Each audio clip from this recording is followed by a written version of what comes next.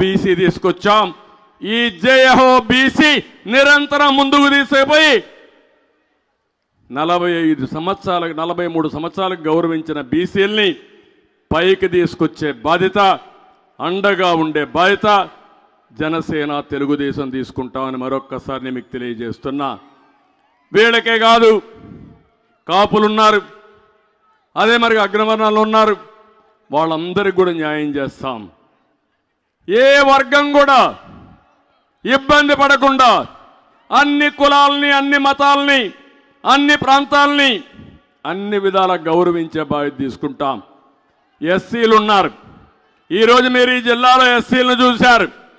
ఒక డ్రైవర్ని చంపి డోర్ డెలివరీ ఇస్తే ఈ దుర్మార్గుడు ముఖ్యమంత్రి జైలు నుంచి అతను తీసుకొని వచ్చి ఊరేగింపుగా తీసుకొచ్చి పక్కన కూర్చొని పెట్టుకున్నా అంటే ఈ ముఖ్యమంత్రికి ఏమైనా సిగ్గు శరణం ఉందా? తమ్ముళ్ళు మీరే ఆలోచించమని కోరుతున్నా. ప్రతి ఒక్క ఎస్సీ ఆలోచించాలి. ఈ రాష్ట్రంలో మీకు భద్రత ఉందా అని మిమ్మల్ని అడుగుతున్నా. 27 ఎస్సీ కార్యక్రమాలు రద్దు చేసిన వ్యక్తి ఈ ముఖ్యమంత్రి. ఎస్సీలన్నా ఎస్టీలన్నా చాలా నీచంగా చూసే వ్యక్తి మనస్తత్వం ఈ ముఖ్యమంత్రి అని చెప్పి కూడా నేను మీకు తెలియజేస్తున్నా. అందుకే నేను మిమ్మల్ని అందరినీ కోరుతున్నా, ఏదైతే మనం ఇచ్చిన కార్యక్రమం బాబు షూరిటీ భవిష్యత్ గ్యారంటీ తూచా తప్పకుండా అమలు చేసే బాధ్యత నాది.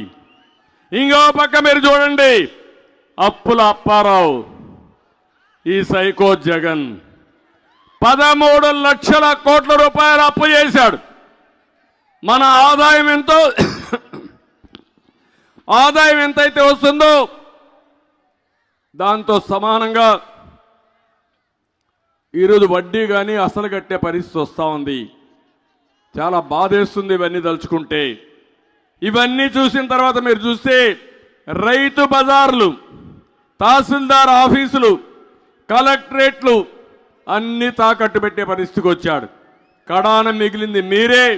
మళ్ళీ ఒకసారి గెలిస్తే మనవలు కూడా తాకట్టు పెట్టే పరిస్థితి వస్తాడు ఈ దుర్మార్గుడు అని చెప్పి మరొకసారి తెలియజేస్తున్నా. అందుకే చాలా మందికి అనుమానం ఉంది, మీరు వచ్చినా ఇవన్నీ చేయగలుగుతారా అని. 95లో ఇదే అనుమానం ఉంది. కష్టాలను అధిగమించాం, సంక్షోభాన్ని అధిగమించాం. మళ్ళీ 2000 వచ్చే కొందికి రాష్ట్రాన్ని అన్ని రంగాల్లో ముందుకు నడిపించాం. ఈరోజు కూడా చెప్తున్నా, నాకు ఒక స్పష్టమైన అవగాహన ఉంది.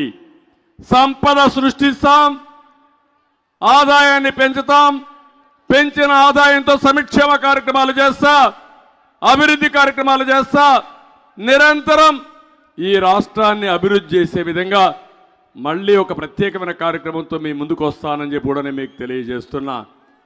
సంపద సృష్టించడం తెలిసిన పార్టీ తెలుగుదేశం పార్టీ, ఉద్యోగాలు కల్పించే పార్టీ జనసేన తెలుగుదేశం పార్టీ. అందుకే మీకు ఒక స్పష్టమైన హామీ ఇస్తున్నా, మళ్ళీ ఈ రాష్ట్రాన్ని, తెలుగు జాతిని స్వర్ణయుగం వైపు నడిపించే బాధ్యత మేము తీసుకుంటాం.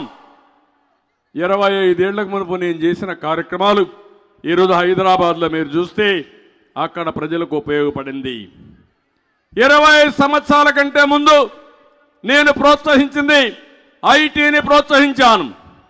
అది నాలెడ్జ్ ఎకానమీకి బ్యాక్ బోన్గా తయారైంది. మన వాళ్ళు ప్రపంచం అంతా వెళ్ళారు, బ్రహ్మాండంగా రాణిస్తున్నారు.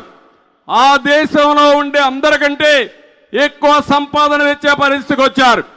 అందుకే నేను ఒక ప్రతిన పూనాను, దానికోసం ఒక సంకల్పం చేశాను. ప్రపంచం మొత్తం తెలుగు జాతి నెంబర్ 1గా ఉండాలనేది నా సంకల్పం అని మరొకసారి మీకు తెలియజేస్తున్నా. అదే కాదు, పేదరికం లేని సమాజాన్ని చూడాలనేది ఇది ఎన్టీఆర్ కళ. ఆ కళను నెరవేరుస్తా. ఈరోజు సాధ్యం. అందుకే నేను ఏ పని చేసినా పేదవాణ్ణే దృష్టిలో పెట్టుకుంటా, నిరుపేదను దృష్టిలో పెట్టుకుంటా, ప్రజలే ఆస్తిగా పరిగణిస్తా. వాళ్ళకు అవసరమైతే ఎక్కడికక్కడ నైపుణ్యం వేస్తా, చదువుకు ప్రాధాన్యత ఇస్తా, ఒక నిర్దిష్టమైన కాల పరిమితిలో పేదరికం నుంచి ప్రతి ఒక్క కుటుంబం పైకి వచ్చే విధంగా చేస్తాను. ఒకప్పుడు నేను అన్నాను, సంపద సృష్టిస్తామంటే ఎవరూ నమ్మలా. ఒకప్పుడు నేను అన్నాను, సెల్ ఫోన్లు అవసరం అంటే ఎవరూ నమ్మలా. ఈరోజు ఆ రోజు చేసిన పనులు ఈరోజు దేశానికి శరణ్యమైనాయి, సంపద సృష్టికి మూల కారణమైనాయి. ఈ విషయం మీరు గుర్తుపెట్టుకోవాల్సిందిగా నేను మిమ్మల్ని కోరుకుంటున్నా. అందుకనే ఈరోజు మీరు ఒకసారి ఇవన్నీ చూసినప్పుడు సంపద సృష్టించడానికి అనేక ఆలోచనలు ఉంటాయి. 2014 తర్వాత అమరావతి, హైదరాబాద్లో ఎట్లా అభివృద్ధి చేశానో అదే మాదిరిగా చేయాలని అమరావతి కోసం నేను ఒక ప్రోగ్రాం ఇష్యూ చేశాను. ప్రజల ముందుకు రండి, రైతుల ముందుకు రండి, రాజధానిలో భాగస్వాములు కమ్మని పిలిపిస్తే 34,000 ఎకరాలు భూమి, 29,000 మంది రైతులు ఒక్క రూపాయి తీసుకోకుండా నేను ఇచ్చినటువంటి యాన్యుటీ మీద ముందుకొచ్చారంటే, భాగస్వామికి వచ్చారంటే అది తెలుగుదేశం పార్టీ నమ్మకం. ప్రపంచంలో ఎక్కడా జరగలేదు. అలాంటిది ఎన్నికల ముందు అమరావతి రాజధానిని నమ్మించి ఎన్నికల తర్వాత 3 రాజధానులని 3 ముక్కలాటాడి కడాన ఈరోజు ఎక్కడా రాజధాని లేకుండా చేసి కోర్టులు కూడా ముట్టికాయలేసి ఏప్రిల్ తర్వాత వింటామని చెప్పేసారు కోర్టులో కేసులన్నీ. ఈరోజు అమరావతి రాజధానిగా ఉంటుంది. ఈరోజు తుని మహాసభలో చెప్తున్న మన రాజధాని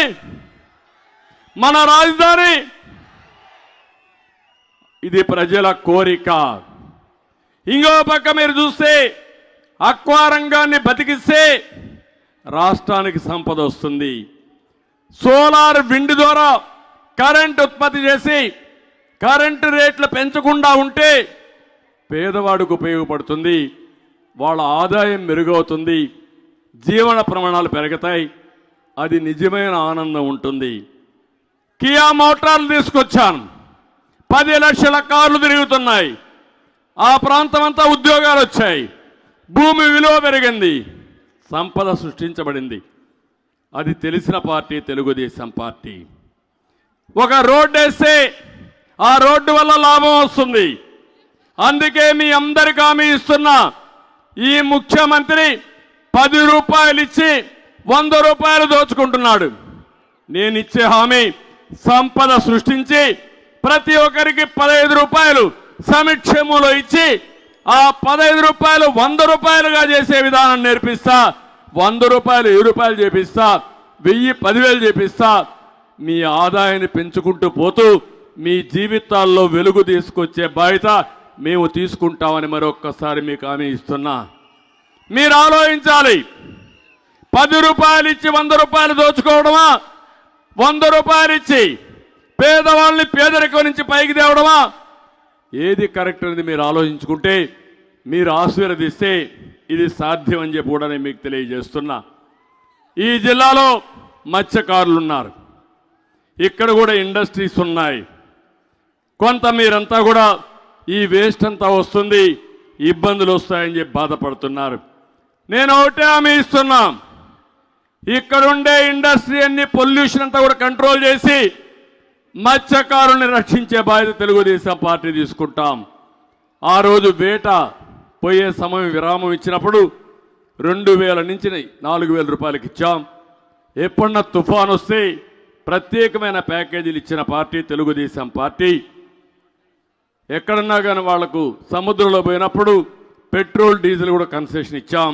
ఇలాంటి అనేక కార్యక్రమాలు చేస్తే జీవో నెంబర్ 217 తీసుకొచ్చి మత్స్యకారుల పట్టగొట్టిన ప్రభుత్వం ఇది. ఎక్కడెక్కడ చెరువులు రిజర్వాయర్లు అన్నీ కూడా ఆక్షన్ ఇప్పించి ఇష్టానుసారంగా చేసే పరిస్థితికి వచ్చిన పార్టీ తెలుగుదేశం, ఈ యొక్క వైఎస్ఆర్ కాంగ్రెస్ పార్టీ. ఇప్పుడు నేను ఒకటే మిమ్మల్ని కోరుతున్నా, ఈ ముఖ్యమంత్రి మాట్లాడుతున్నాడు, ఈయనకేదో పెద్ద ఎత్తున విశ్వసనీయత ఉందని, మడమ తిప్పనని. ఒక్కసారి ఆయన మాటలో నిందాం, ఇలాంటి వాడు ఈ రాష్ట్రానికి ముఖ్యమంత్రిగా అర్హుడా అని మీకు ఒక ఆలోచన వస్తుంది.